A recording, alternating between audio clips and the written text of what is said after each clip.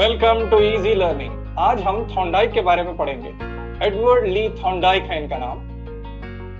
इनके थियरी के बेस पे कितने क्वेश्चन आते हैं और कैसे क्वेश्चंस आते हैं डिटेल में पढ़ते हैं। चलिए राइट। एडवर्ड ली थॉर्नडाइक 1874 से 1949 इनका पीरियड है। 74 में पैदा होते हैं, उसके बाद 1949 में इनका डेथ होती है। देखिए, एडवर्ड ली थॉर्नडाइक एक पायनियर एजुकेशनल साइकोलॉजिस्ट है। ये मैसाचुसेट्स में अगस्त 31, 1874 को पैदा हुए थे। इनका ग्रेजुएशन वगैरह वेस्लियन यूनिवर्सिटी और हार्वर्ड यूनिवर्सिटी में हुआ। उसके बाद पीएचडी इनकी कोलंबिया यूनिवर्सिटी से कंप्लीट करे। ये अमेरिकन साइकोलॉजी एसोसिएशन के प्रेसिडेंट भी रह चुके हैं 1912 में। चलिए देखते हैं ये और क्या क्या करें। Conducting extensive research on learning and intelligence including his famous puzzle box experiment जो कैट वाला है वो, और बहुत ज्यादा बुक्स लिखी इन्होंने, आर्टिकल्स भी लिखे साइकोलॉजी में। और इनके जो दो बुक्स हैं, animal intelligence and elements of psychology, ये भी काफी मशहूर रही हैं, अभी तक भी पढ़ी जाती है। इनके जो लॉज हैं वो primary laws, famous way, law of readiness, law of exercise, law of effect. ये तीन लॉ बहुत ही इंपॉर्टेंट हैं और इसके बेस पे क्वेश्चन आ सकते हैं। देखिए, फर्स्ट 3 लॉज ऑफ लर्निंग जो प्राइमरी लॉज भी कहलाते हैं। फर्स्ट लॉ ऑफ रेडीनेस देखते हैं। इसका मतलब है लॉ ऑफ एक्शन टेंडेंसी, यानी प्रिपरेशन ऑफ एक्शन। लेसन पढ़ाने से पहले बच्चों को आप रेडी करना है। This is called law of readiness. अगर ये रहेगा तो बच्चे अच्छी तरीके से सीख पाएंगे, लर्निंग हो पाए। सेकंड है लॉ ऑफ एक्सरसाइज, यानी उसको एक काम को या जो भी सीखे आप, मैथमेटिक्स हो या और कोई भी सब्जेक्ट हो, उसको यूज करते रहना है, बार बार करते रहना है। अगर नहीं करेंगे, प्रैक्टिस नहीं करेंगे, ड्रिल नहीं करेंगे तो एफिशिएंसी कम हो जाएगी और जो ड्यूरेशन है उस पर भी इफेक्ट पड़ेगा। ये है लॉ ऑफ एक्सरसाइज। बार बार करना है, बार बार करना है, करे सो चीज फिर करना है, प्रैक्टिस करना है। Practice means makes a man perfect बोलते ना, वो वाला लॉ है लॉ ऑफ एक्सरसाइज। उसके बाद है law of effect. Rewards strengthen associations and punishments weakens। यानी कोई टीचर बोले बहुत अच्छा लिखे बेटा, बहुत अच्छा करे, अगर ऐसा बोलेंगे तो वो रिवार्ड्स की वजह से उसका इफेक्ट उसके लर्निंग पे पड़ेगा, वो अच्छा ज्यादा बार बार करने की कोशिश करेगा। अगर आप पनिशमेंट देंगे कोई काम से, जब भी वो काम कर रहा है उसको पनिशमेंट मिल रही है, तो फिर वो एसोसिएशन जो है वो कम होके लर्निंग पे इफेक्ट होगा। ये है 3 लॉज जो कि प्राइमरी लॉज, यानी एनिमल्स, यानी ह्यूमन भी एनिमल्स के कैटेगरी में आता है साइकोलॉजी के हिसाब से। तो ट्रायल एंड एरर मेथड में सीखते हैं, यानी करते जाते हैं, फिर ऐसा नहीं ऐसा करेंगे ऐसा करेंगे, ट्रायल एंड एरर मेथड ये एक है। उसके बाद टीचिंग जब भी कर रहे हैं आप, वो प्लीजिंग रहना और सेटिस्फाइंग रहना, यानी वो या तो मुतमईन करना उसको, या वो खुश हो जाना कि अरे भाई बहुत अच्छी चीज मैंने सीखी, इससे तो बहुत अच्छा फायदा हुआ। ये वाली अगर कैफियत रही तो फिर लर्निंग हो सकती है। उसके बाद है सबऑर्डिनेट लॉज। सबऑर्डिनेट लॉज में लॉ ऑफ प्राइमेसी है, लॉ ऑफ रिसेंसी है, लॉ ऑफ रेस्पॉन्सेस है, लॉ ऑफ एटीट्यूड है, लॉ ऑफ मल्टीपल रेस्पॉन्सेस। एक एक करके पढ़ते हैं। देखिए, ये 5 type of subordinate laws of learning है। इस पे भी क्वेश्चंस आए हैं। लॉ ऑफ प्राइमेसी का मतलब है first impression is the best impression, यानी पहले जो इंप्रेशन पड़ गया, यानी लेसन के शुरुआत में ही आप अच्छा इंप्रेशन डालना है उसको, है ये बेकार लेसन है तो फिर लर्निंग है। उसके बाद है लॉ ऑफ रिसेंसी, यानी एग्जाम से पहले आप उसको रिवाइज कर लेते हैं तो फिर वो याद रहता है, फिर एग्जाम में रिकॉल कर सकते हैं। रिसेंट एक्ट और lasting, this is called law of recency. उसके बाद है लॉ ऑफ रेस्पॉन्सेस। अगर स्टिमुलस स्ट्रांग होगा तो रेस्पॉन्स भी अच्छा आएगा। ठीक, उसके बाद लॉ ऑफ एटीट्यूड। देखो लॉ ऑफ एटीट्यूड में अगर आपका एटीट्यूड अच्छा रहा, यानी टीचर जो है, अगर कोई बच्चा काम कर रहा या कुछ भी होमवर्क कर रहा, वेरी गुड बेटा बहुत अच्छा करे, अगर ऐसा बोलने से फिर वो परफॉर्म अच्छा। नहीं, आप जब भी कुछ भी करो उसको गुस्सा ही करते जा रहे हैं, तो फिर आप समझो लर्निंग पे। This is called learning of attitude. उसके बाद है learn law of multiple responses. यानी अगर रेस्पॉन्स एक करा तो उस पर कुछ सक्सेस नहीं हुई, तो फिर और एक, फिर और एक, फिर और एक, जब तक कामयाब नहीं हो जाता स्टूडेंट या वो एनिमल या वो जो ह्यूमन बीइंग है वो रेस्पॉन्स करते जाएगा। इसका नाम है लॉ ऑफ मल्टीपल रेस्पॉन्सेस। ये है सबऑर्डिनेट।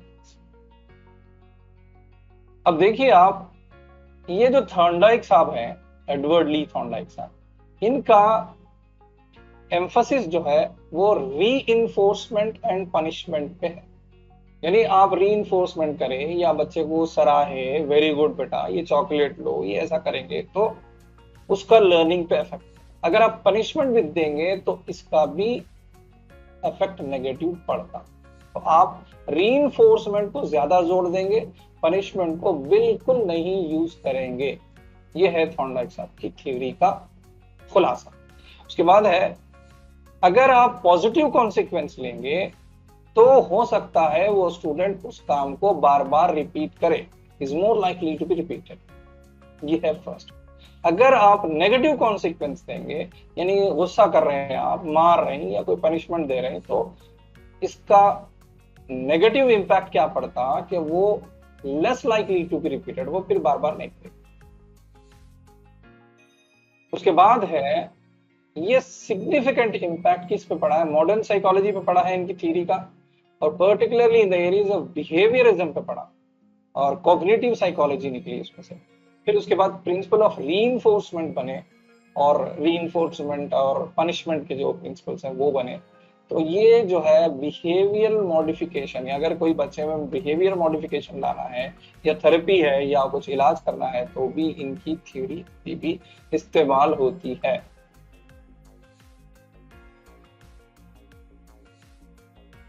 देखिए इनका जो इंस्ट्रूमेंटल डेवलपमेंट था वो अप्लाइड बिहेवियर एनालिसिस पे, बीए बोलते हैं उसको, अभी भी ऑटिज्म पे, डेवलपमेंटल डिसेबिलिटीज में अभी भी इस्तेमाल हो रहा है। ये एडवर्ड साहब की थी।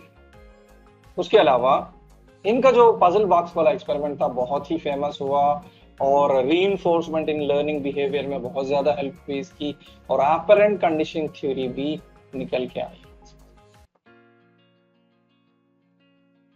उसके बाद है इनका जो पजल बॉक्स है, ये पजल बॉक्स जो बना है ये, इसमें जो है एक बिल्ली को एक पिंजरे में बंद कर दिए, वो पिंजरे का डोर एक अंदर दिख रहा है कि वो अगर उसके ऊपर पैर रखते हैं तो वो डोर खुल जाता। एक भूखी बिल्ली को इस पिंजरे में रखा जाता है और बाहर मछली रखी जाती, मछली की बो आती, बिल्ली की नाक बिल्कुल तेज रहती, भूखी बिल्ली है, भूख उसे इंस्पायर कर रही है मछली खाने पे। यहाँ पे स्टिमुलस रेस्पॉन्स कैसा है देखिए, गलती से इधर उधर वो मछली की बो की तलाश में वो बाहर कोशिश करते करते इत्तेफाक से उसका हाथ या उसका जो सामने का पैर है वो एकदम से उस लीवर पे पड़ता, वो लीवर पड़ते ही सीधा सा दरवाजा ऊपर उठ जाता, खुल जाता, खुलते ही वो मछली खा लेती। अब नेक्स्ट दिन फिर इसी एक्सपेरिमेंट को फिर रिपीट करते जाते, तो पहली बार जो बिल्ली का हो सकता 20 बार या 25 बार या 30 बार अटेम्प्ट करने के बाद इत्तेफाक से वो हो गया था, अब इस बार वो अटेम्प्ट्स कम हो जाए। उसके बाद ये पजल को सॉल्व करने में फिर नेक्स्ट दिन और कम हो जाएंगे, और कम हो जाएंगे, कुछ दिन के बाद रिपीट करते करते ये फौरन बिल्कुल नहीं के बराबर अटेम्प्ट्स में ये मछली को खा लेती है। ये है पजल बॉक्स वाला, यानी ट्रायल एंड एरर मेथड। इस थ्योरी के और इस पूरे थ्योरीज के बेसिस पे आपको कुछ क्वेश्चंस आ रहे हैं। कैसे क्वेश्चंस पूछ रहा है एग्जाम में, टेट में जरा देखिए।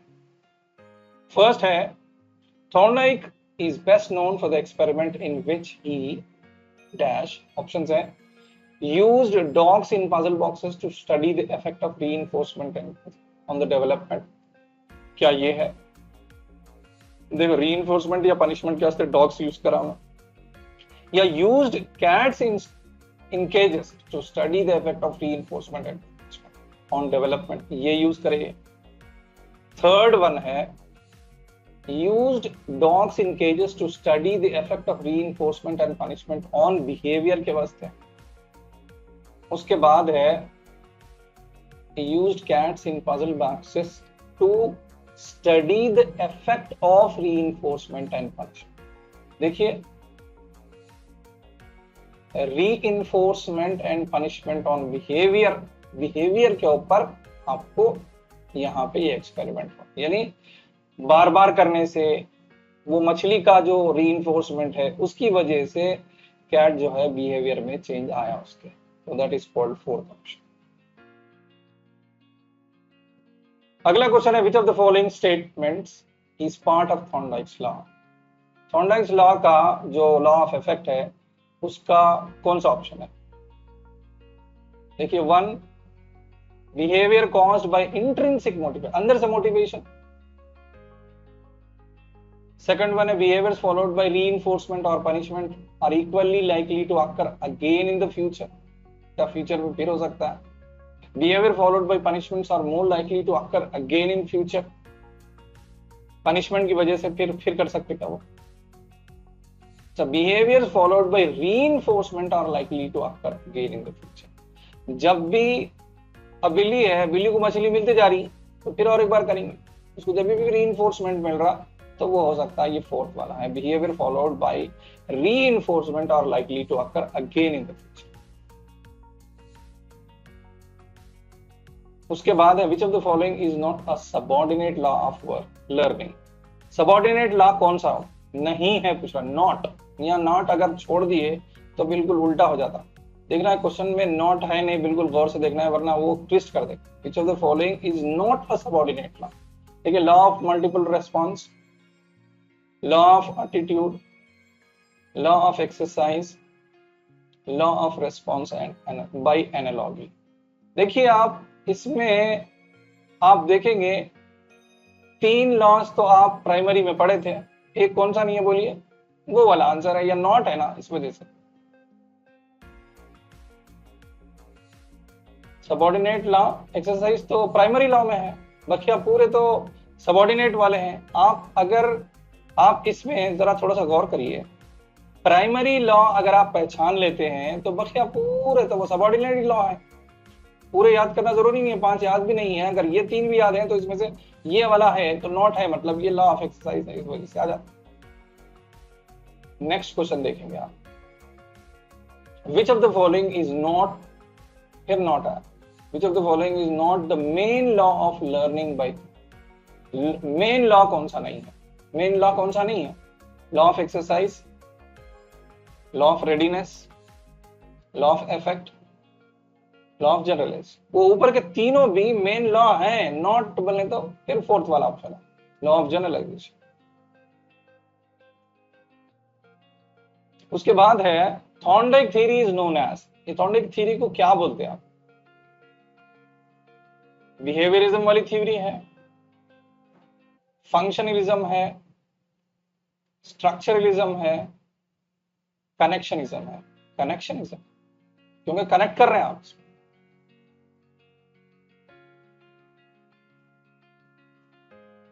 Thanks for watching. Subscribe our channel for more videos. Be with us.